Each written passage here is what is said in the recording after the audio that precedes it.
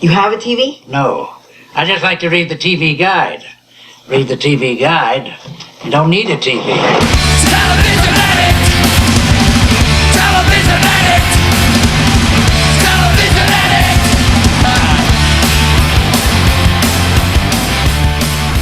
Hey, welcome! This is a huge deal, maybe the biggest deal in the history of television. I'm not just going to throw in all the episodes. I'm not just going to throw in an extra episode today. It is our 200th episode of TV Guidance Counselor. That is over 200 hours of me talking to incredibly interesting people about the television we watched, the television we made, the television that we, I guess, were on, would be the other section there. I cannot believe this show has gone 200 episodes. It's Friday, so you're getting an extra episode this week. I wasn't sure what I was going to do for a 200th episode. I was thinking of doing another clip show like I did with episode 100, but that was a lot of time, and I don't know if I didn't really get a ton of feedback that people enjoyed that, and it was a lot of work. And then it just sort of happened.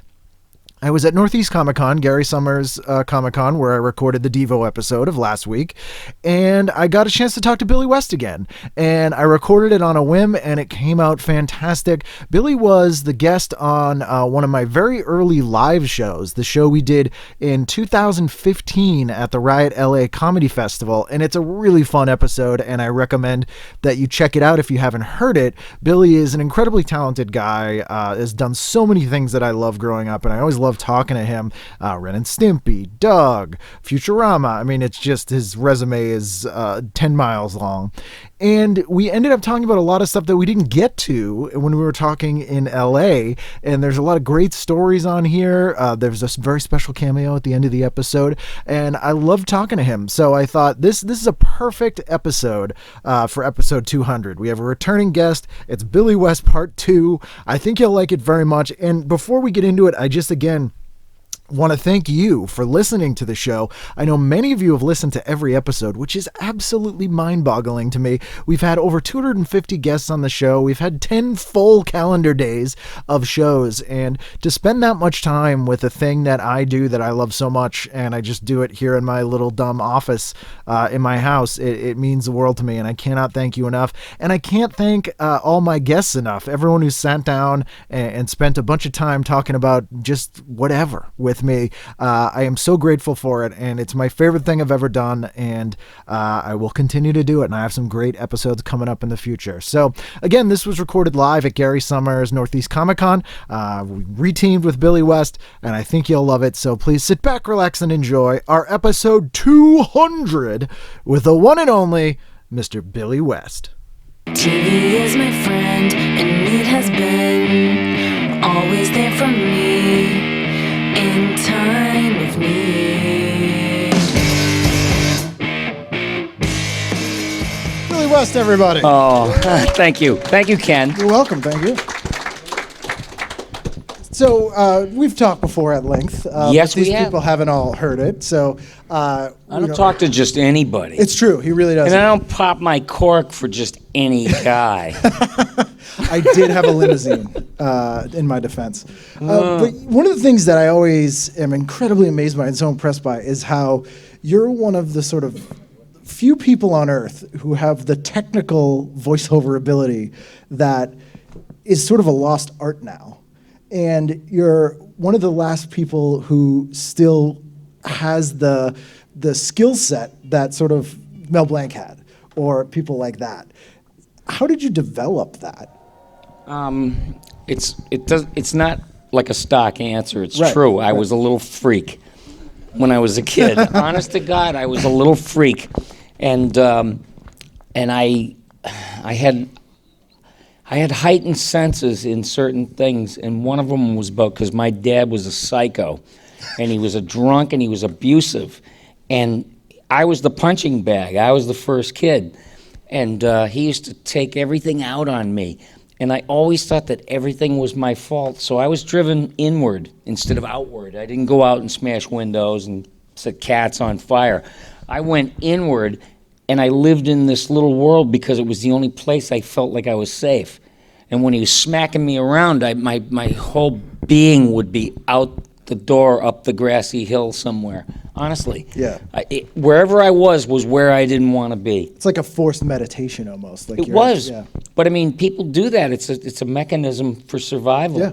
So I became hyper vigilant, and I could tell you what kind of a night I was going to have by the sound of the car door closing outside. I always know, oh, here he comes. This is Dad B. Right. Not Dad A. And, or the way the key was in the door, I said, I'm going to get the daylights knocked out of me tonight. And, you know, I could tell when it was going to happen, when it wasn't going to happen. And I grew up like that, being hyper vigilant. So I was like a little alien, and I studied people.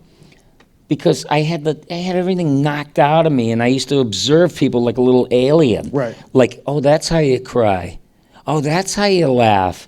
Honestly, and it sounds like a bunch of bunk, but No, it's true. I mean, same thing here. As you know, I'm a stand-up comedian. It's the same thing. It's that defense mechanism of you shut down certain aspects of your emotional side, And the others- in order to the others are highlighted, and then you have to sort of relearn how to be human in a lot of ways. And like, you know, I would learn things from TV and movies. I didn't have a role model. Yeah, yeah. I had no blueprint for how to be a man, you know? And so my heroes, my role models were on Yeah, television. the Three Stooges.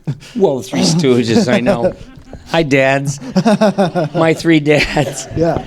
But you developed an ear as well. I did. As a defense mechanism, but it became very highly attuned. That was part of the heavy emphasis in my mind on absorption. Plus, you got to remember that back in like the 50s, when I was growing up, if you saw something on TV, and there was only like 2.5 channels when I was growing up, and it was all black and white, whether you liked it or not, black, white, and test pattern. Yeah. And TV would go off at 11 p.m. at night. It was scary to watch the TV go away. You know, they would show the armed forces put together this Yep. video. Play the national anthem. And they play the national anthem, and they showed like our might at work, our military, the sub coming out of the water, letting go of all the ballast and everything. An eagle crying and a An flag. eagle. And there was a poem that was written by a serviceman, and it creeped me out. Yeah. Because he knew, he flew missions, and he knew what the skies were like, and the last sentence was, and I reached out and touched the face of God. And I'd be like, Good night, good night, children. Yeah, good night. How does that make it? Touch the face of God? Yeah. What? You know, I was just so young. Total side note: have you ever heard or seen the CNN apocalypse video? Has anyone heard of this? No. So Ted Turner in 1985 had CNN make a video to show at the end of the world. Completely 100% seriously, he was I like, believe it. when the world is going to hell, we will show this video. And maybe a year or two ago, someone leaked it, and you can watch it, and it's crazy. Tell me that it's comical, It's like postmodern art It's not wise. intentionally comical. It's deadly serious, and It's so hokey that it's yes, funny. because it's 1985 and it's very hokey and serious, and it really seems like a joke. But it reminded me of those sign-offs. But it's like literally a sign-off for America. It's like a sign-off. We're shutting the world off. I totally get what you're saying. Yeah. That was born of super cynicism. yeah. You know, and he was around Jane Fonda. He was married to her, so what do you want from a guy like that? Yeah. Yeah, I know. I like Jane Fonda. I'm just looking for an opening to get. But it does laughed. seem like he would be like, "No, honey, I'll make an end of the world video. I'll do it this weekend." Yeah. Meanwhile, he and Ted Turner and Jane Fonda. He owned the Braves. Yeah. And he would be up in the stands, and they'd go, "Well, there's the man himself, Ted Turner, and his wife Jane Fonda, and they're doing the tomahawk chop." Yes. Yeah. You know, he'd be like, and she would be like there right with him. Oh, yeah. Did I shut that off? You I did. did. It's fine. You think I would know something about me? We're used to dynamic mics. You don't get it. Yeah. How sensitive. Also, weird local side note, WMBR, which is MIT's radio station, Yes. used to be WTBS, and Ted Turner bought those call letters from them and paid them millions of dollars for TBS, and that some of that money still funds that station. You're kidding. So it's weird. How did he ever wind up with any money? He looked around the world. Where should somebody get millions of dollars? Yeah. Let me find them. Yeah, this seems good to me. I always loved the character that was supposed to be him on the Critic. Oh, right. I love it show. That was Maurice LeMarche Yes. probably doing those utility voices. Maurice LeMarche was on Pinky and the Brain. He played Egon Spengler in the Ghostbusters yep. cartoon. He did Orson Welles and Ed Wood. Oh, he did. Yeah, this is, if you ever see that movie, Ed Wood. So interesting for us to talk about Ed Wood because he was a crackpot and he was a transvestite, but that didn't make him bad. We've all done that. Yeah. No, and he this Ed Wood just loved and idolized people in Hollywood. He didn't realize that he was such a rank amateur. He was treated as a joke, but he never realized it for one moment. He was so sincere. He said, he would just go, Mr. Welles, I've seen all your films. And he would have this, he was like, who's the guy? George Clooney. Oh, yeah. In Oh Brother, Where Art Thou? Out There. Yeah. You know how he would go. Similar hair, too. Yeah, yes. I'm just so happy. Yeah. Yeah, it's over dramatic, but that's the way they played him. And this Vincent D'Onofrio is an actor, and he's sitting in the bar, and this is supposed to be the 50s. And it's black and white, so it's filmically beautiful.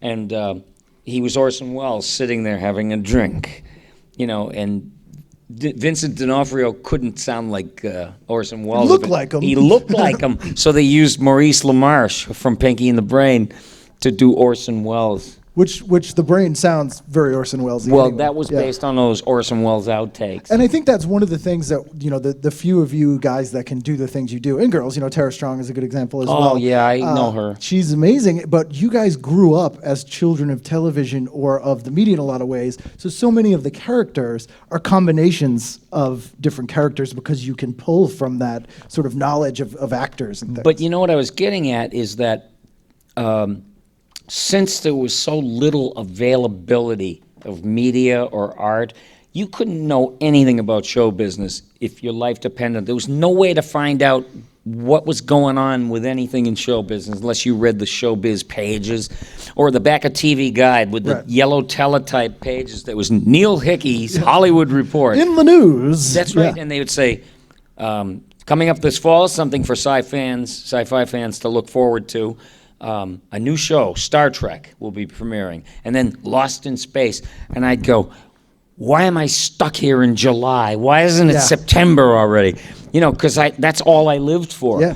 But the bad part about all that stuff is there's no way to capture it or hold it or contain it unless I had a reel-to-reel tape recorder and I would record dialogue from TV. And you'd have this sense of desperation. All the artists that I know, the guys who drew like the Munsters, they did it to keep reminding themselves of how cool something was that they just saw, because you knew in 5 seconds the coolest thing you ever saw in your life is going to be gone forever. You never knew when they were going to ever show it again. They just didn't tell you. You couldn't call it up on your phone. Yeah, I mean, that's what I would do. I'd memorize these shows. I remember being in school and being miserable, and I would sit there and I would replay the shows in my head to sort of watch, which sounds completely crazy. That's why you're good. That's why you're great. The thing about my desperation was, I would watch a spy show. It was on in the 60s called The Man from U.N.C.L.E. And Robert Vaughn, I kind of chose as a role model. He ran around with a tuxedo. He had this Walther P-38 that was modified with a silencer on it. He hung around with beautiful women, and he drove a gull-wing car. This is the 60s. I said, Dad, there was my role model. Yeah. And I idolized the guy for a number of reasons. He was a damn good actor. And I would watch the episode, and I would, tape it, or I would try to remember everything about it as it was going by. And so I'd go to school the next day, and I'd say to my friend, hey, did you see that show last night, The Man from U.N.C.L.E.? He says, no, I didn't. Let me show it to you. And I would act it out in front. But that's how we got to do what we do, though, because you became an actor or a performer. It was necessity. Yes. You had no other option. That's true. I know. It was but it was out of desperation. Right. And it was weird for people like us, and sorry to lump you in with me, but it was strange for kids like us when we ran into people who weren't like that. Like when you would say, did you see Man from U.N.C.L.E. last night? And they were like, I don't know what that is. And you'd be like, I don't understand. How could you not know? No, I know. It was like explaining a desert to a polar bear. Yeah. Like, why are you that into that? No, I'll tell you a story. My mom used to send me to the YMCA because I was such a little sad sack. She said, you'll meet people, you'll meet other boys, and you can have fun and play. Yeah, good thinking. Here comes the square pegs going to swim in the pool with Kids are these so guys. welcoming. Yeah, they're so mean, and they're just as mean back then as they are today, except now they have the internet, which, by the way, is a kangaroo court of Category 5 assholes with weapons-grade tempers. Yes. That's all it is. Yeah. They all have a bat phone directly into like the world. And they're posting with this vehemence as if there was a trophy to be won or an award or the top 12 assholes of the world. It's like they're going to wind up in the Hall of Nothing. Yeah. There's no Hall of Fame for these jerks.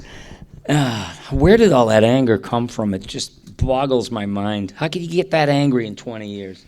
I wonder if it was just under the surface, or there's not as much there's not as many ways to just let it out. You can't bleed the radiator. I don't know. I think it's having never been told no.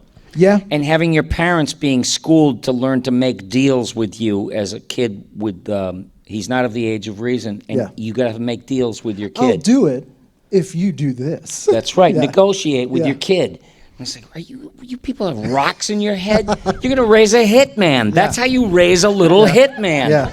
Never tell them no. All your sisters do your diapers and your laundry and fold your clothes and iron them and cook your dinners and everything. Little baby Jesus. And Is this my son, quid pro quo? Yeah, really. And so that's how you raise a hitman. The kid becomes a sociopath. He doesn't know what it's like to feel or have concern or empathy for anyone else except himself. Well, one of the things, and tied to TV and media that and this may be a completely cockamamie theory, but I think one of the things that has changed since the millennium is that we don't have mass media anymore. There's not the shared experience that everybody had when we were growing up. So you could run into, someone who you're completely opposite of politically or economically or whatever, and have nothing in common and be like, hey, the Munsters, and they'd be like, I love Lillian. Like you could have They would that know common because ground. they just saw it like you did. Yeah. But we don't have that now. You can No, there was TiVo first. Yeah. So you could watch. I don't feel like watching the Today Show at 7 a.m. in the morning. I think I'll watch it at 1 in the morning. And so there was no shared experience. Right. Which, that's what made people start to move away from each other. Conversing with each other as you got more and more insulated and compartmentalized, especially with computers. Now you were waging war with strangers, and you'd never do or say any of those things to their face. No, because you get punched in the face. That's right. At least in Boston. I mean, when we grew up. Well, America's a country where we enjoy every now and then going back to punching ourselves in the face as a nation. That's right. Yeah. That's what they said to me in Australia. So you've got this Donald Trump. Yes. And he said, you people really enjoy punching yourselves in the face. And I said, I can't say anything in response to that because that's exactly what it is. My rear end, my a-hole isn't wide enough. I need a president with a bat, Yeah. And a sideways bat. Yeah, right. But again, if you ran into something like, one of the shows I first remember hearing your voices on was Beanie and Cecil. It was the remake of the 60s show. Yeah. And I had seen, very short clips of that show, the original show, and loved it because it was so weird. It was Bob Clampett, I think. Yes, and it was a 60s TV show, Yeah. 1962. I watched it, and I loved it. I thought it was great. There was Cecil, the seasick sea serpent, who was described as lovable, gullible, harmless, 10 feet tall and wet. Cecil, the seasick sea serpent, oh, slurp, you won't forget. Which is it was basically like an Of Mice and Men story. Yes. In a lot of ways. And he had a little friend named Beanie because he wore a beanie copter. And, he was always in trouble, like Beanie was in trouble, and he'd go, help, Cecil, help. And the rallying cry was, I'm coming, Beanie Boy. And I loved that stuff. And so they did a remake of it in 88, I think. 88. Right? And it was ABC television. You could never have someone with a clenched fist in a cartoon because it meant aggression. Yeah. If you blew up a building, every character, even the villains and the good ones, would have to get together to rebuild it and make it nice again. And it's like, that ain't how comedy or Right. humor or cartoons are supposed to work. I like seeing mice at the finish line smoking cigars, Oh, yeah. and, whiskey bottles. And, But it was the kind of thing that, like, if in the sort of pre-millennium generation, if you had seen Beanie and Cecil and you ran into someone else who had seen it, you were friends. that's right. Even if you didn't know anything else about each other. Oh, the kid who had you knew. comic books when Yeah. I was a little kid, I had about 1.5 friends. That's it. I tried to count more, but I couldn't. And I knew, someone said, there's a kid across town who has comic books. And I swear to you, I smelled my way. That musty. It was like a carrier, a homing pigeon. I just found him somehow. I just walked and walked in a certain direction. For some reason, I found the guy, and he had Origins of the Flash. He had the Fantastic Fours. I had one of the early issues of the Flash, and today that comic book is worth a fortune. And I had them all. Justice League, all of that stuff. Origins of Batman when Yeah. he had like 4 outfits. Yep. One was pure white, and it was like an element. Yep. One was green. There was a purple one and like all the different blue one and a Bat rainbow. colors. Yeah. Oh, I got a picture of me in the Batmobile Excellent, today. excellent. Be the pride of Yeah. your neighborhood. But that's the thing, like you couldn't even. I think people don't understand. You couldn't get back issues. You couldn't go to a store and buy old issues of a comic book. They had that week's issue, and that was it. And you had to find someone else who kept them if you wanted to look at that stuff. So you were forced to be social. Yes. Due to your interests. Well, you were interdependent on society for most things that went on in your life. You learn how to make nice to the guy who delivers milk. Because if you don't make nice to him, he's going to go, why should I even bother going over there? Right. And you learned the mores and forays, I guess that's what they call it, about people and the ways of life. And you had to learn to be tolerant. You had to negotiate things with other people because some people are bullheaded. And you got to go, there's no way I can change this guy's mind. But he's redeemable. And maybe he thinks I'm the same way, but I'm redeemable too. Right. And you worked something out. Now, some guy, over a parking space hops out and is willing to throw down over a parking space. Yeah. Like he's in an action movie. Yeah. You want a piece of me? Naming every dialogue from Bruce Willis. Yeah. You want that? Yippee-ki-yay! Yeah, right. Thank you. That one doesn't even make sense. But I'm just I trying to know put. it would be a whole different thing if they just were genuinely angry, Yeah. but it's like they're doing scenes from movies, acting out. Yeah, it's like a hierarchy of needs. I think, as not to get too heady with everybody, and we'll talk about cartoons in a moment. We've gotten into a anthropology Yeah. lesson here. But as American society, people have less things to worry about. Like kids aren't getting drafted and aren't dying every day, and They will. or necessally, which may happen. We have a again. new regime. Yeah, but as those You're stuff going in the army or you're going to jail. go and people Don't worry about it. We'll take care of you. be fine. But people terrific. start to worry about things that don't matter. And Yes. they take those emotions and they put them on things that don't have the weight of real things. You know what? You're too smart. I'm going to sit out here. I'm going to ask you do like questions. Donahue. Okay. No, Any I questions could, for the I audience? could sit and listen to that stuff all day, but I guess I should do a couple voices. or Yeah, something. people want to hear some voices. Yeah, but yeah. that's where the desperation came from. So I would hear Mel Blanc on Right. TV. And, and Bugs would come up and he was such a wise ass. And I said, God, that would just be so beautiful if you could run around and be, be one up on the world. Yeah. And then kiss somebody who you just did something bad to. And it's like, Mwah! Ain't I a little stinker? And that's was the thing that kept my heart beating. I swear to God. It was like the world was an ice ball. And John F. Kennedy was assassinated, and the world, I'm telling you, it froze over. Yeah. It's not like Massachusetts loved John F. Kennedy or Boston or Catholics. The entire world loved John F. Kennedy, and it became like this, like an ice water enema. Nobody knew what to, And so the reason the Beatles became as big as they were, this is my own theory, is because they came and thawed out the earth at a time when we really needed something upbeat and happy, and that's what they did. So I learned to be a musician because I saw the Beatles playing on TV, and I was like, oh, how cool would that be? I had a gallery of heroes. I didn't just worship like Mel Blanc or Robert Vaughn or whoever, but I wanted to do what they did. And lucky for me, those guys never played it small. Right. And that's why you don't play it small, or I play it big. You know why? Because you do no service to the universe by playing it small, because you'll never inspire someone else to do what you do. Right. You know, you can't just sit there and go, oh, I'm okay, you know. No. You got to just get your game face every minute and be passionate and inspired. Did you ever meet any of those guys like Mel Blanc or any of the voiceover guys? I met Mel Blanc. Did you ask him? He yelled at me. Did he? Yeah. Well, Were you trying to get into a parking space and you took his You want a piece of me? I hate you. I would love to see Mel Blanc's parking space anger. I was here first. Yeah, I could just see that. You know. What? You don't like me because I'm black? You know, there'd always be an issue. Yeah, Donald Duck Dynasty. Yeah, right. Anti-Semite Sam. No. Never mind. We could do this all day, folks. Yeah, we could.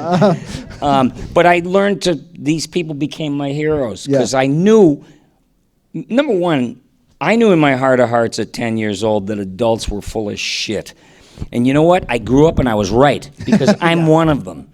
You know, I was right. Yeah. It's all like, because I said so, that's why. You know, and it's like, come on, Dad. You haven't got that big of a board up your ass. Why are you so stiff about everything? You know, it's like, well, that's the way I am. You know. Yeah, I earned this. I'm an adult. Yeah. Crazy, random. And so I started thinking, like, not taking anybody's seriousness seriously. And it was something, comedy was always the device to keep you from breaking down crying. Yeah. Because if you saw something horrendous, we're the country that invented the disaster joke. Yeah. And everybody's always like, ooh, what, too late? Yeah. Yeah. That's what I say now. Yeah. What? Too late? Should I have said this yesterday when it happened? Yeah, right. I mean, it's a gallows humor. It's how you get by. I like that. In order to process things, and also it takes power away from them. So if you look at scary things, like one of the examples I always use is horror movies. So let's look at the Nightmare on Elm Street series. The first movie in that series is terrifying. As they go along, they get jokier and jokier and more aimed towards kids, because that's what happens with anything scary. It naturally does that, so people can handle it. You have to disempower, or almost like, you know, G. Gordon Liddy. I always had a fear of rats. So when they put me in federal prison, there was a rat that used to visit cell by cell, and none of us could catch him. And one night I caught him and I ate him. I ate his heart. You know, and he supposedly he really did that. So it's like you take your enemy right by the throat and you swallow him whole and eat him. That's a little weird cuisine. G. Gordon Liddy was a strange guy. Yeah, this is still going. People don't know G. Gordon Liddy went to jail for the Watergate break-ins, but then also was on like Miami Vice as a drug dealer when he got out of prison, and would like make guest appearances on like Jake and the Fat Man. Well, it was really bizarre. In politics and show business, you get rewarded for mental illness. That's true. That you know what I mean? Gordon Liddy was a psychopath. Yeah. But they go like, yeah, but he's got a great voice. Let's put him on the air. Yeah. This is G. Gordon Liddy. Buy Libby's. So funny. Florida Peach Commission. So, you know, one day I found myself in Boston, and they took away my spandex license in 1978 because I used to play in a band. And I said, what am I going to do? So I started going to comedy clubs, and I knew Steve Sweeney and Jimmy Tingle. They were all my friends. Lenny Clark was my friend. So the Ding Ho, we had that big boom at that point. And Barry Crimmins would be at the Ding Ho, and he would be hosting a comedy night. And he said, it's your turn. And I didn't know what to do. I didn't have an act. I just didn't know. Some nights it would be absolutely brilliant. And then other nights you try to replicate that same condition, and you'd go to hell in a twisted metal fireball. But you know what? It didn't kill me to die. It was almost like it's worth it to go for something that nobody's seen before, or something so surreal. Yeah. You could have the luck of finding it, and I risked everything to have the good moments. And I kind of learned how to find them. But Barry Crimmins said, you know, don't thank all the other comedians when you go up there. How about this guy? Hey, what a hand for him. Yeah. He goes, you're the guy when you're up there. You don't have to pay homage to everybody in the world. Yeah.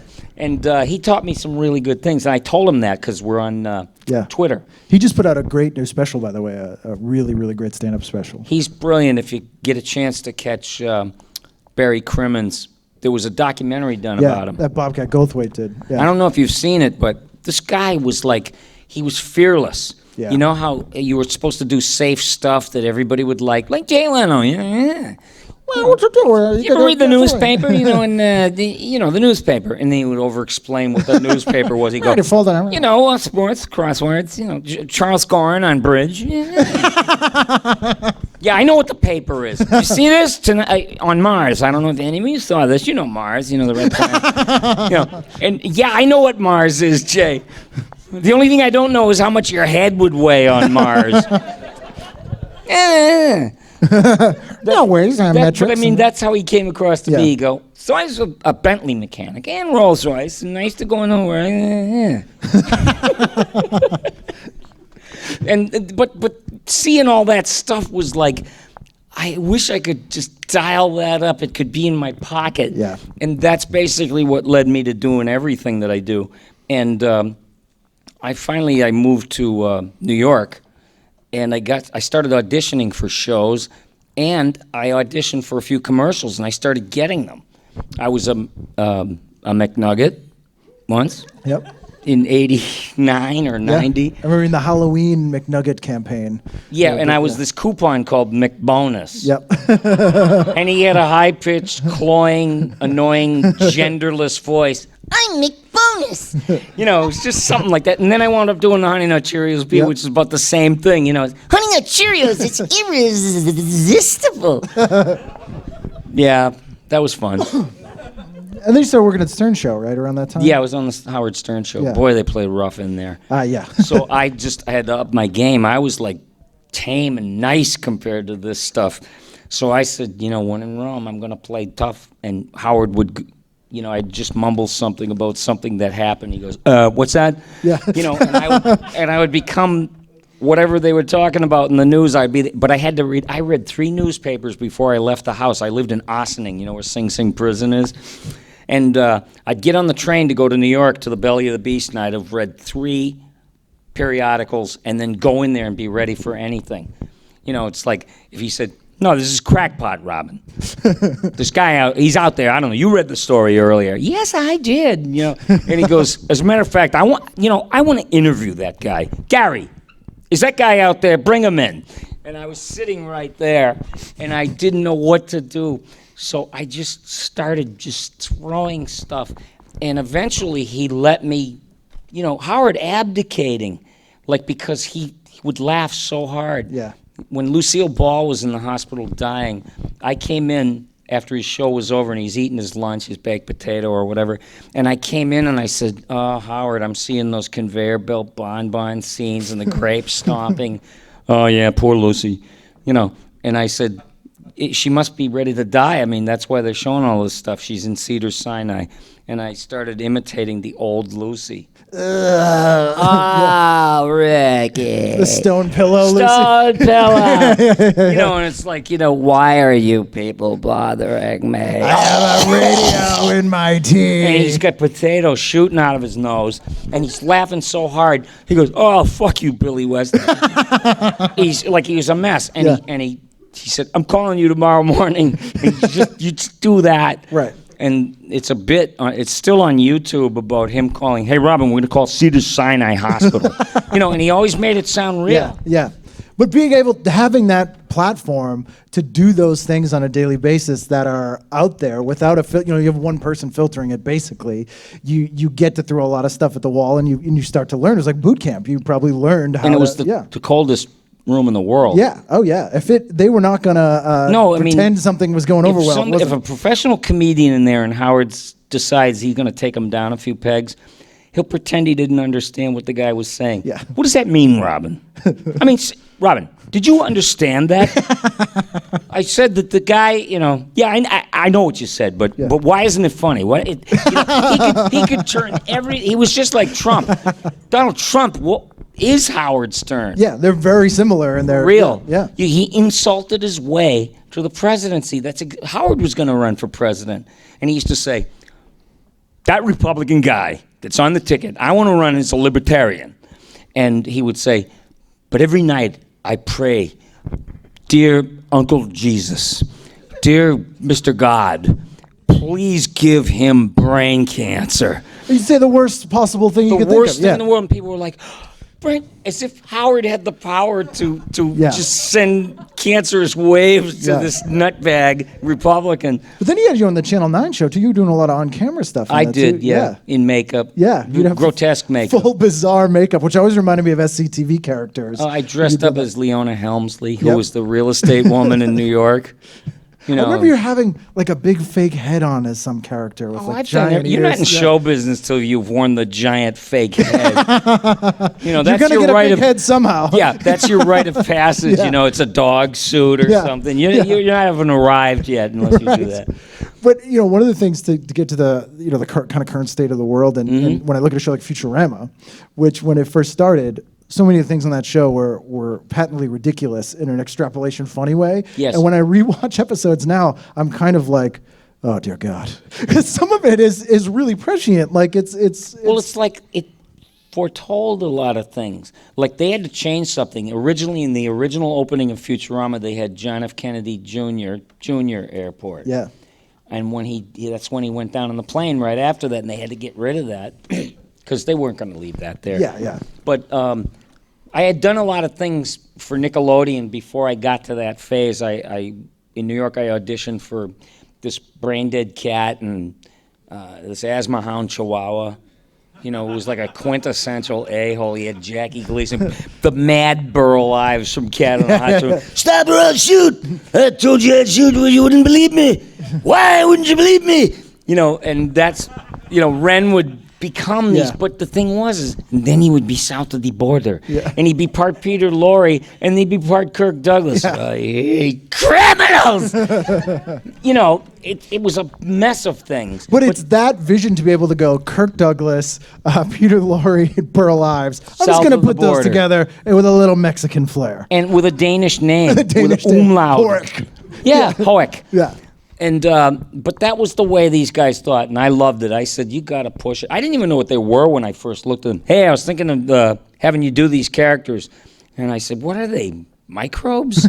I couldn't tell what they were. They were so abstract looking. Are they mosquitoes? Well, what is it?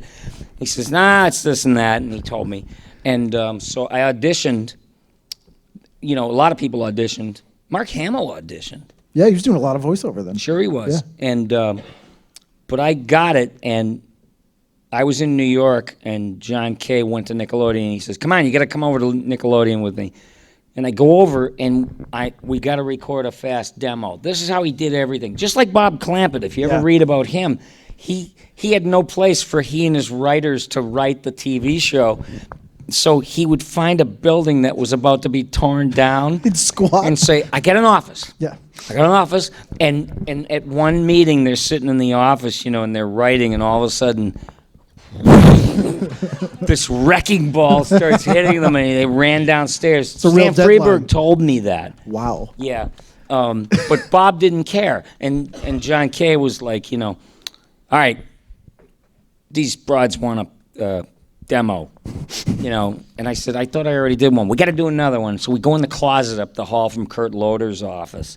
He was the guy that did the news for MTV. Yeah, he was a Rolling Stone writer. Bat Chain Puller is a book he wrote that's very, very good about rock journalism. Yes. And so this was right out of the movies. We went into a broom closet and literally with the bucket and the broom handle up, and we taped a tape recorder mic to it, a cassette player mic, and I'm sitting in there and we're like this. And I'm reading the lines from the show, and I'm doing Stimpy and I'm doing Ren. And I said, okay, and then he said, all right, I'm going to go talk to them. We'll be back. I'll be back. And he goes in there and he came out and he said, congratulations, what you did just sold the show. And I said, wow, great. But he decided that he was going to do Ren. But the thing is I did not give a fat frog's ass who did what. I had a job, a paying job on cable TV. I couldn't have been more thrilled. And so I wound up doing both voices after the first season because he shot himself in the foot, But I wasn't his partner, and I wasn't even like his friend.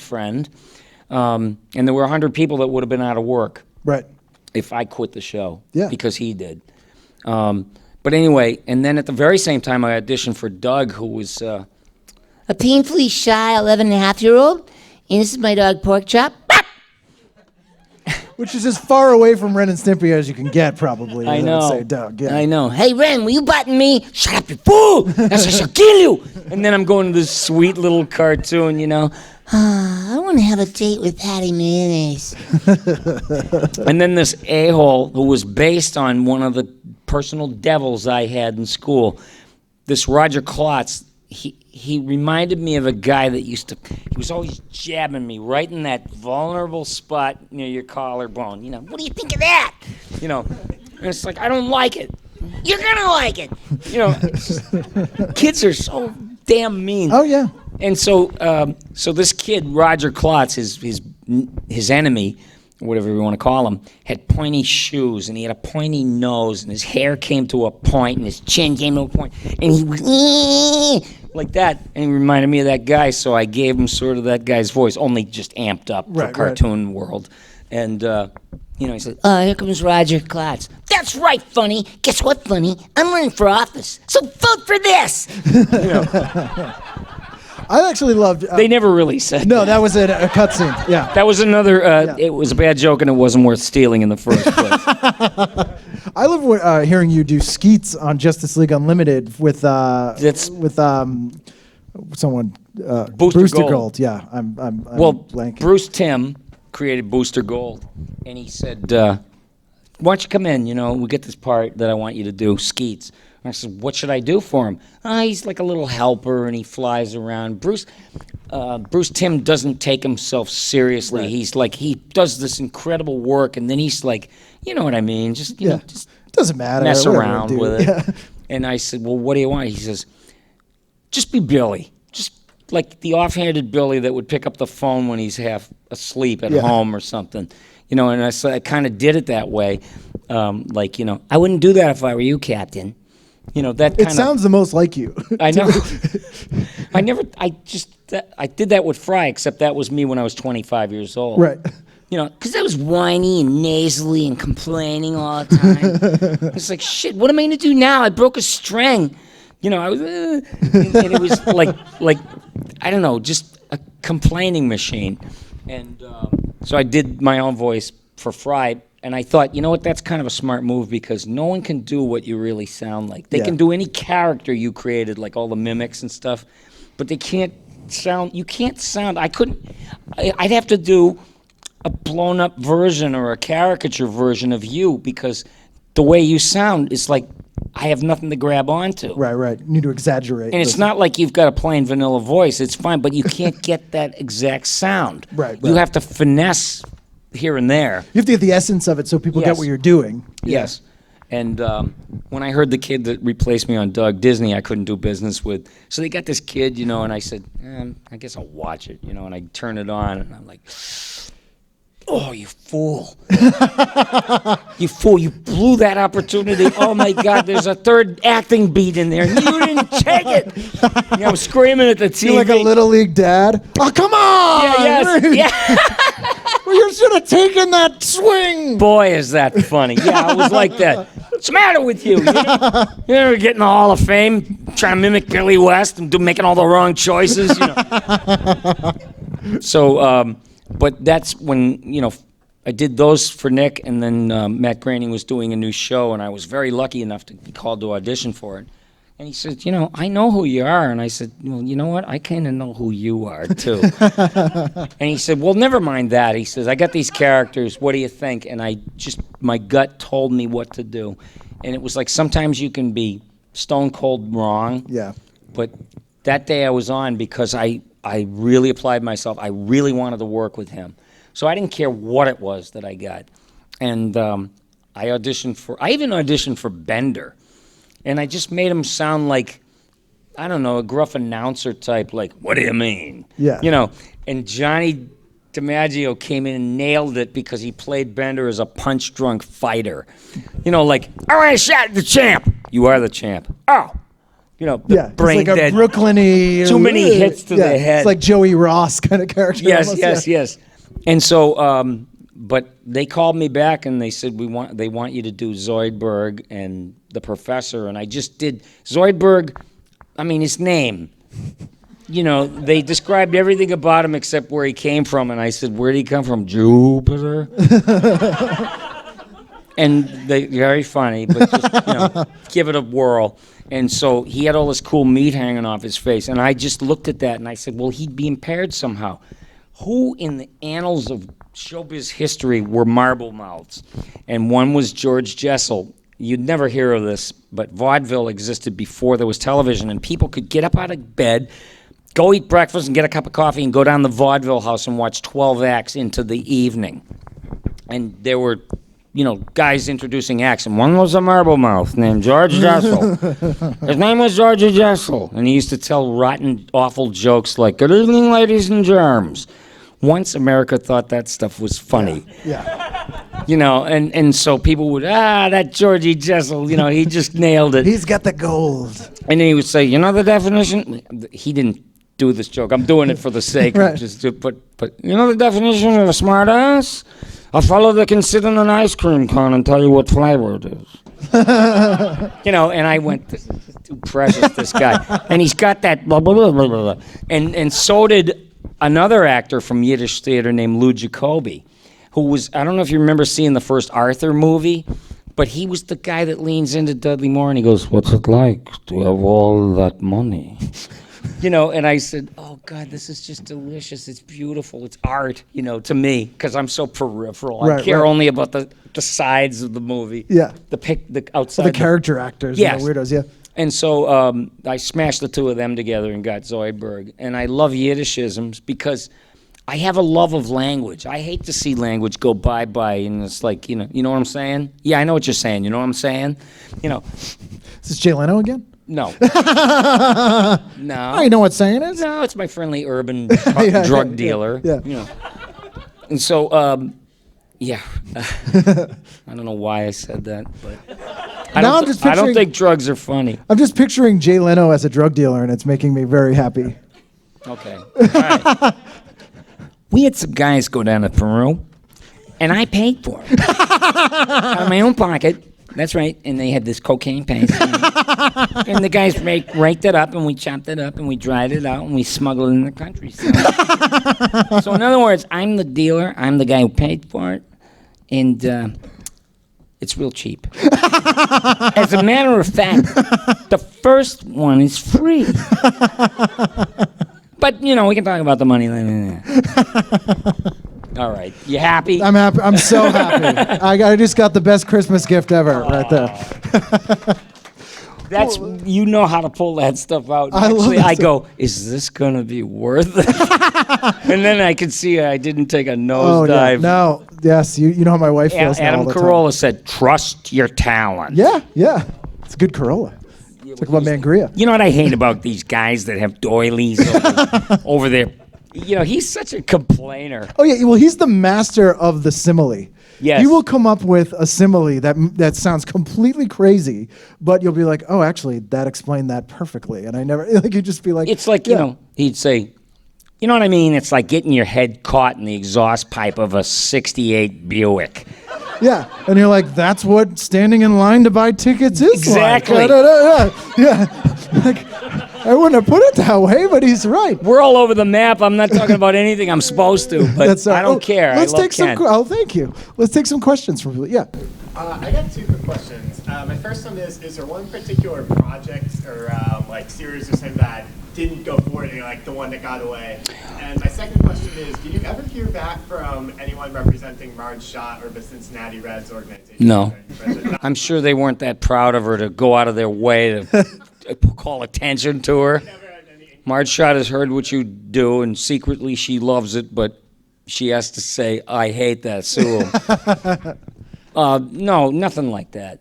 It was just, I was saying the stuff that she said, basically, and it's not like I didn't grow up with that stuff. I grew up in Detroit, which is a hotbed of racism, and I grew up in Boston, which was also that. And I heard these shrieking women at my jobs, and I'd work in a warehouse, and there was a black guy named Alvin, and it was me, and there was this old biddy named Jenny, this old Irish biddy.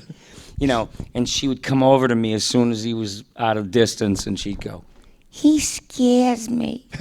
Check your pockets. I know, yeah, exactly. I go, like a big cigarette ash. You're right. I go, "Who scares you, Jenny? Who? Why?"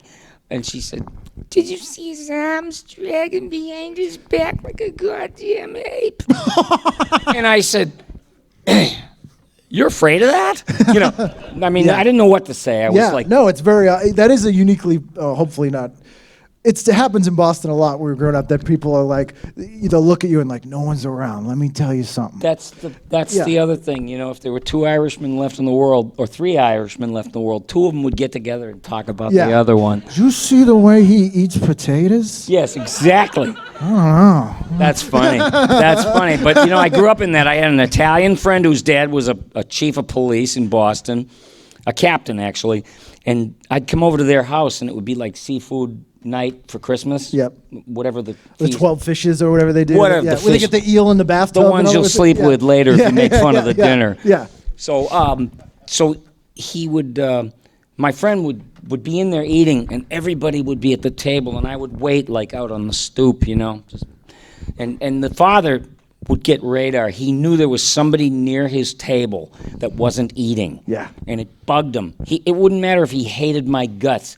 He's got to find me, and he goes, "Hey, kid, come on in, sit down." Load him up, load up his plate. Have some more. Yeah, and that was a beautiful thing, but then I'd go over to my Irish friend's house, and I'd be sitting in the parlor, and they'd be in the kitchen quietly eating dinner, and the father, as the head of the household, takes the responsibility to lean out to the guest or the guy who's waiting for his son and go, "You don't want nothing to eat, do you?"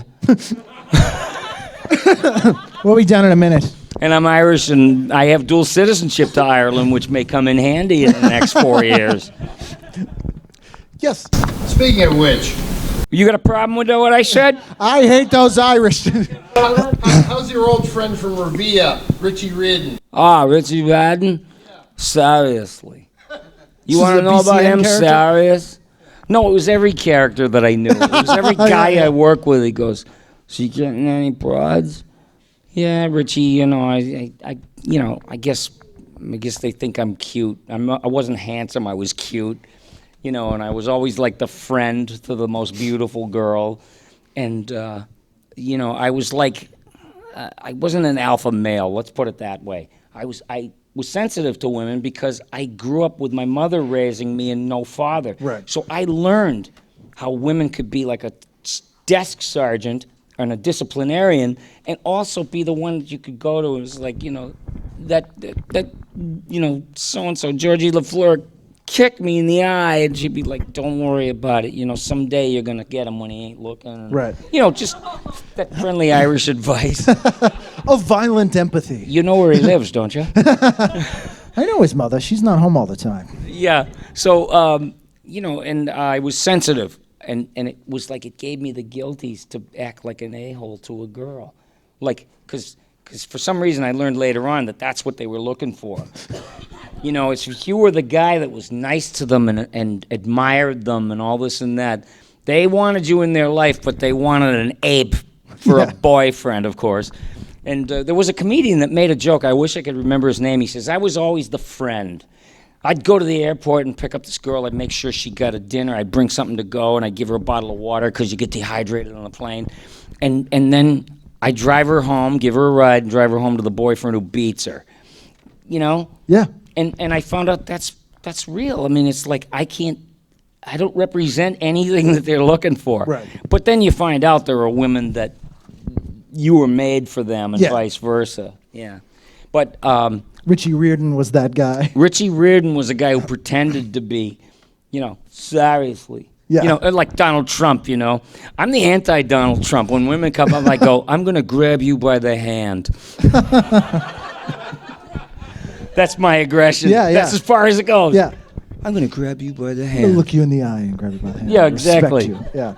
But those kind of guys, those towny kind of guys, like my favorite thing they do would be coin phrases. I don't know if that's like a uniquely New England thing, but like there's It's a real thing. It's so weird. One of my favorite ones was an old barber I had was telling a story about scaring a guy, and he goes, "Guy was so scared he shit out his own ghost."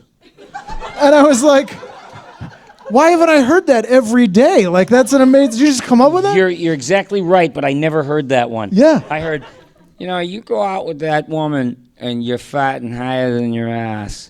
Yeah, like, that's just crazy. And again, you're like, I know what that means, but I've never heard anyone. But I'll say use that. it on somebody. Yeah. Yes. What was the moment you talked about growing up and having that escape mechanism? Yeah. What was the time, can you pinpoint when you realized that you could make a career, that you could make a living in the entertainment industry? It never occurred to me because I didn't care about being famous. I mean, I was on the radio and a lot of people knew who I was, millions of people didn't. But I didn't care about being a star. I cared about bringing something to the table. I was bursting. I wanted to bring something to the industry so bad, and that's what kept me inspired and passionate. I didn't know you could be famous for doing voices. Only Mel Blanc could have that, Right. Gary Owens. And I certainly didn't think you could make any money. I never dreamt that for a second. So I came in for all the right reasons, sort of serendipitously. You were trying to do good work. I was trying to use my powers for good. Yeah, and that's how I felt about everything. But honestly, I never knew that you could be a big deal. I mean, your future is so unwritten, and it doesn't matter if you're an old geezer like me or if you're a young, nubile woman from Puerto Rico, which I happen to know is true. Yes. But I mean, your future is so unwritten. You have no idea. And I'm going to tell you a real true story. When I worked on the Stern Show, Donald Trump came in as a guest. Then I was there. And his segment's done. He comes out in the hall, and I'm standing near production. I go, this is my chance to just go over to him and say something, say hi. My phone is buzzing my ass. That's, don't make no never mind over that. So I go, Donald, man, what's it like? And meaning, like, what's it like to have billions of dollars? He goes, friend, right now I'd rather be you. I said, why? And he goes, do you owe $900 million? And that was the $900 million that the loss went bye-bye. So he was pulling my leg, too. It's like, poor Donald, he just lost $900 million. It's a way to I'm going to commiserate with you. And go in the trenches with Billy. Yeah. Billy who, Yeah. And that's like... You would never know that would come up prominently 30 years later. Like that would be a thing that you would go, that's my God, what I mean. was there for that. Yeah. That's what I mean about his future was totally unwritten. Yeah.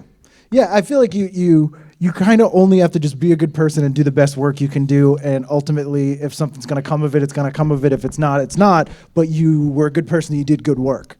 So that's like an accomplishment in and of itself. If you can make a living at it, that's... But you'll always be judged by how you treat people, not how much you had in the bank. Right. Donald Trump will have his day when he's lying in his own puke and bile. And, Tonight? Only a dream until now. Only a dream until now. And, he'll be there, and he's got to be nice to somebody for reals, genuinely. Because some guy with nothing to lose is going to be changing his junk. Yeah. Yeah, and go, little did you know that when it came time to cash in your chips that I would be your banker.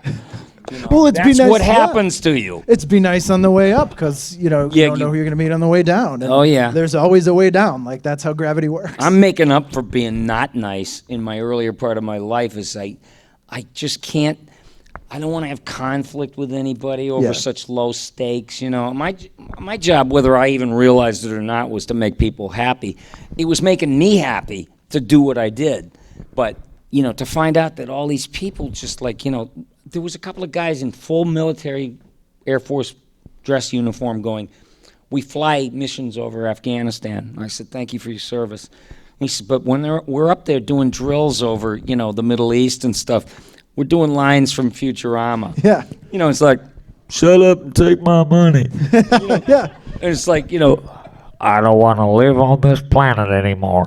Yeah. You're making the new shared experience. Like you're participating in the new shared experience and the new escape for other people. And in that way, you're sort of getting to pay back what you were able to take advantage of as a kid. And that's the best accomplishment ever, to be able to sort of put that sort of stuff back in the cultural bank for like a future generation. It's also karmic. Yeah. It really is. I mean, there's so much stuff that I was afforded the opportunity to do, and I was nothing but grateful. If you talk to, Tom Kenny? Yeah. SpongeBob SquarePants, yeah. He's best friend of Bobcat Goldthwait and a Boston comic. Yep, and he is one of the nicest guys I ever met. He's the funniest thing in pants, for my money. And we get together and we talk about exactly the same things about gratitude. Like, what are the odds that we would do what we did and keep doing it as a living? What are the odds? They're 1 billion to 1. And what are the odds, against like people knowing who you are and knowing your work and following you? Those are unbelievable odds. Yeah. And we talk about just thank God, we could have been, scrubbing old molasses, in South spill. Boston from the spill, exactly. And they say on a hot Southie night, you can still smell the smell of 100-year-old molasses and piss. It's like a smoky gingerbread strip club. Oh man, this is having too much fun. I'm gonna hyperventilate. Yes. Earlier you said Mel Blanc yelled at you. Is that a story we want to hear? I guess. You can't leave that one hanging. No, it wasn't like you think. It wasn't as bad, but I'll beef it up for romanticizing the story. I go see him in an old wooden hall at Clark University in Worcester, and it was old. And I just happened to see it in the Boston Phoenix. It's down in the corner. Mel Blanc, voice of Looney Tunes, is going to be giving a voice and slideshow tonight. I beg everyone who had a car, please, please, please, we got to go there. So my girlfriend wound up bringing me, and we're sitting there, and he comes out on stage, and I'm like, there he is, the master. I mean, if you have anybody that you look up to as the highest muckety muck, there he was. And I said, look at him, he's in his 80s, and he did all the voices, and he got to the end of it, and he finally said, if anybody wants an autograph, could you make a line over here? And I got up, and I started body slamming people. I was checking little kids into I'll make a line. Like a hockey player. I was, and he goes, could you let the little kids go first? And I was like, ooh. But I did get to go up to him, and while I was waiting, me and my love of periphery, yeah. I'm looking down his ear. And it dawns on me, I'm looking down Mel Blanc's ears. Can you imagine all the people that he met that he heard through that ear? Oh, yeah. I mean, who thinks of that? You do. I did. I know, but I mean, it's just like I'm looking for some way to have something in common with him. I have that, too. Yeah. So, and when I met him, it was like that painting. You probably know the artist. I always get it wrong. Maybe Sistine Chapel or Michelangelo, where God is reaching down from the heavens, and there's this little dude that just wants some of his DNA pointing upward, like it's really gonna happen. Yeah, yeah. And that's what it felt like. It was like this guy shook the world. Yeah. He moved the world and spun it in his craft, in his own way. He wasn't even famous in his time, but they asked him, what do you want? You want more money or something? He said, give me a credit.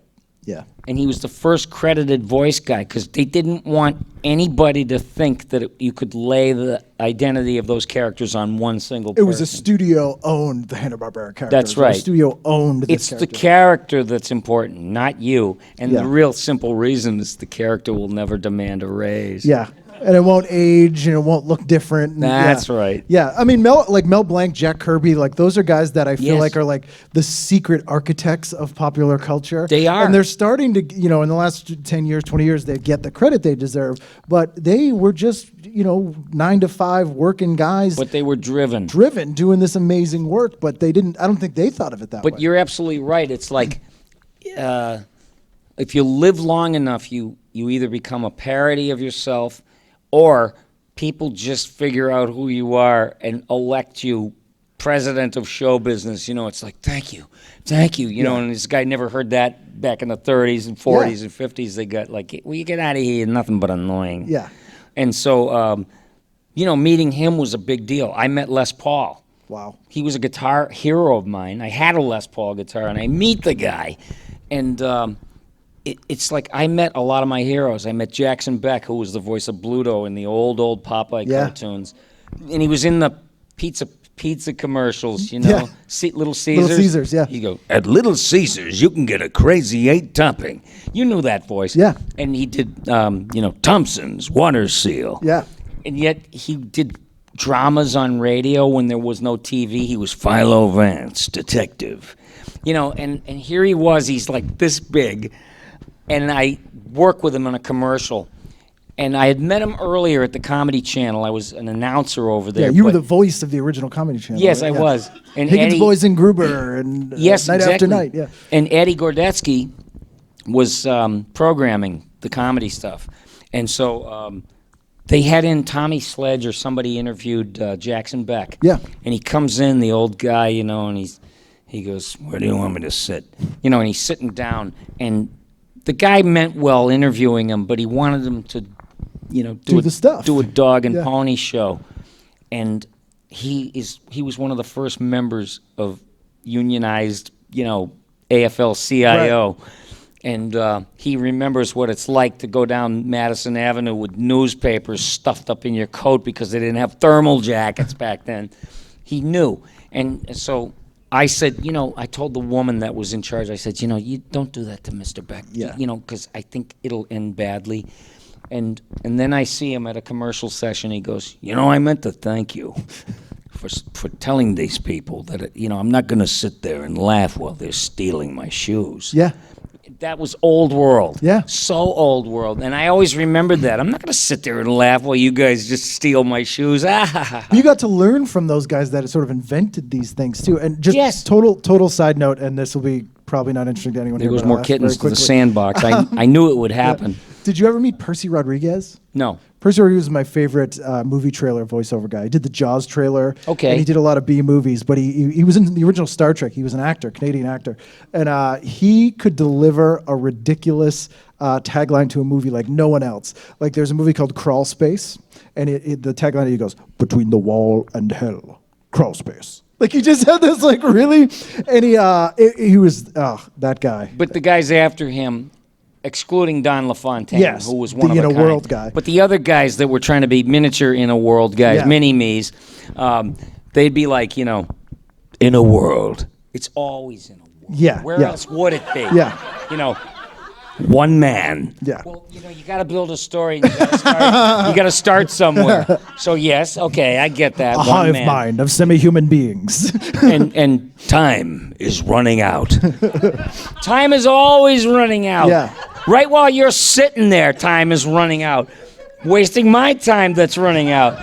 But I always had a respect for those guys that had to go deliver these ridiculous lines in commercials or whatever in this very serious way. Yes. And, again, Percy Rodriguez had one from the movie Popcorn, and it was popcorn, buy a bag, go home in a box. That's right. It was like this really But they had nothing else to do but just make fun of it. Right. Because they were getting paid for it, and they doing what these people wanted. You have this voice of authority, this voice of God, and I said, who talks like this? Nobody. And I can do all that stuff. I can fake it, This portion of our program is brought to you by Bluetooth. Now brain cancer comes in a new color, blue. Bluetooth.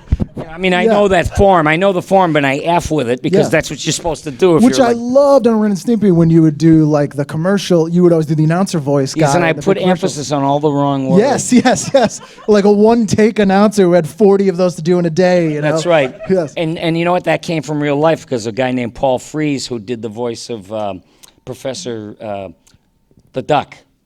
Oh. Ludwig von Drake, and he was also the Pillsbury Marshmallow Boy. Yeah, him. And he started that, and he was Boris Badenoff on Rocky Bullwinkle. Yeah. And he was a cut-up. He sounded like this big, formidable guy, and he was a nut. He was a comedian in Chicago, and he used to do impressions of Orson Welles. Right. And then he became the accessible Orson Welles. Yeah. because he tried to imitate him. And what happened was he became a crime freak. He met Elvis at Sam Frank's, which is a breakfast joint in Hollywood. Yep. And Elvis was there with his people, and Paul Frees was there with his people, and Paul's holding court, Natasha, and they're all sitting there, oh, Paul, Mr. Freeze, oh. And then Elvis is over here, and Elvis, he's like, something's bothering him. He's like, hey, what's that? And he looked over and he goes, what the hell's going on over there? And he hears these voices, so Elvis has to get up. He comes over to Paul Frees and he goes, hey man, how you do that? And he goes, it's easy if you're me. And Elvis has never had anyone in his successful life tell him, it's easy if you're me. What do you want to know? And, because Elvis was the king, but not that day. And so Paul Frees knew that Elvis was a crime freak. Yeah. And he said, you want to see something really cool? I want to see whatever you think is cool. I think it's cool too. Man. Yeah. So he pulls out this honorary FBI badge, and Elvis is stunned. He planted that idea in Elvis? Yes, and that's how it came to. I'll tell you. Yeah. He's got this badge. What do you think of that? And Elvis says, how do I get one? And he said, I'll set it up for you. And they arranged for Elvis to meet Richard Nixon. And, Nixon's sitting in there, and he's going, hey, man, I want to find drug dealers, man. They say, Elvis is coming over. Elvis who? Elvis? Elvis, you mean that Elvis? And they, yes, Mr. President. And he goes, well, what the hell does he want? And he says, he's real big with the kids. Meanwhile, 20 years too late, he's real big with the kids. With the 35-year-old kids. Yeah. And so he goes, he can send your anti-drug message to these kids and spread the word. Meanwhile, in that picture you see with him and Elvis, he was as high as a rat. Oh, yeah. He had it looked like he had worms growing under his skin from opioids. Yeah. And, and here he is this is the best day of my life.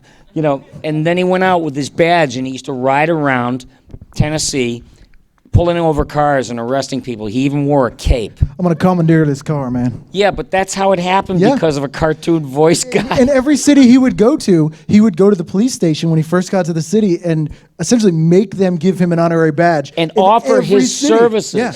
Yeah. Well, hey, man, you got crime here in Worcester, Mass? We got a big car. Yeah. You run out of paddy wagon space, we got a big car. My favorite story about Elvis is his famous suits, the 70s suits with the little capes.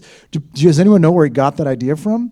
He was a huge Captain Marvel fan. Shazam, Captain Marvel. And he literally went in and went, hey, man, I want a costume like Captain Marvel Jr., and he started doing his hair like Captain Marvel Jr., and the costume with the weird little cape, it's an exact Captain Marvel Jr. costume. And that was Elvis like, yeah, man, I'm Captain Marvel Jr., right? But no one would tell him, Elvis, you don't look like Captain Marvel, you look like Herbie the Fat Fury. Yeah, you can't just if you're Elvis, you can just demand a Captain Marvel costume. That's a level of fame none of us will attain. They've got to do a Herbie movie someday with Kim Jong-il as Herbie the Fat Fury. We could do it CGI. We could do a CGI version of it.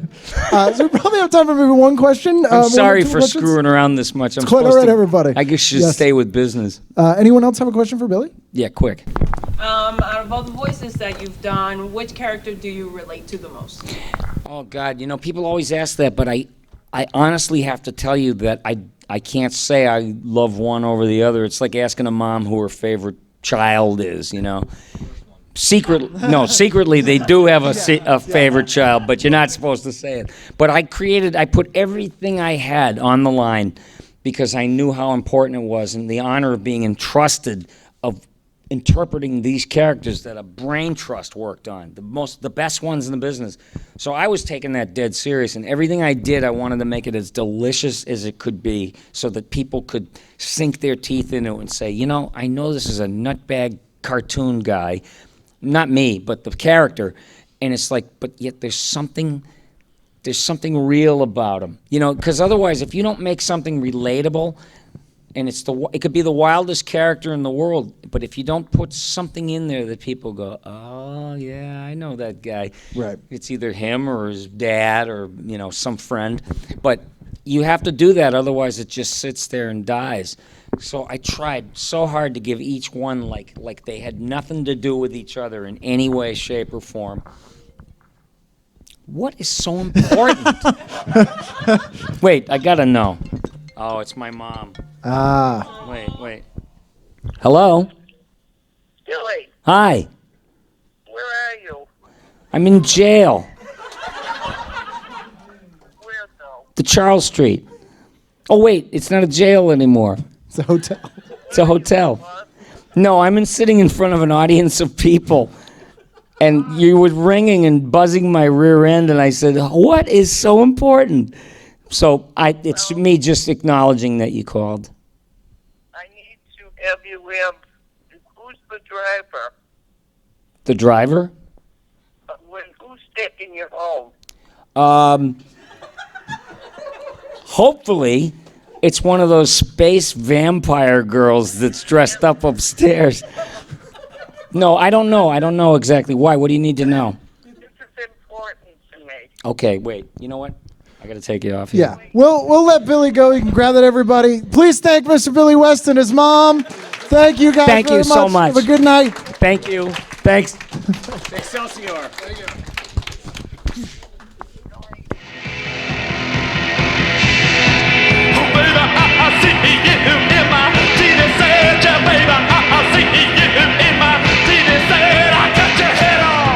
I told you.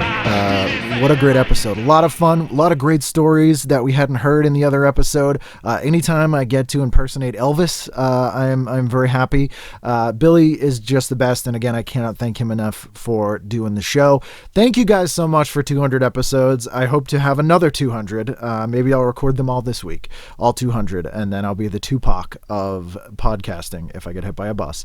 But I have some great stuff planned for the coming year and some great guests that if they pan out, you'll lose your mind, and I hope they do, because I want that mind lost. That is my goal, for you to lose your mind. This is a subversive attempt to brainwash everybody with mind-bending, mind-altering sounds. That is not true. That is a lie. Or is it? No, it isn't. Anyway, we have brand new episodes each and every Wednesday, and next Wednesday will be no exception. It is January, where I am attempting to do 2 episodes a week every week, so look for an extra special episode next week as well. You can email me at ken@icanread.com or at tvguidancecounselor@gmail.com. Go on our Facebook page at TV Guidance Counselor, on Twitter, and I love hearing from you. You can rate and review the show on iTunes, however you want to do it. Thank you guys so much, and here's to another 200 episodes. There was a rat that used to visit cell by cell, and none of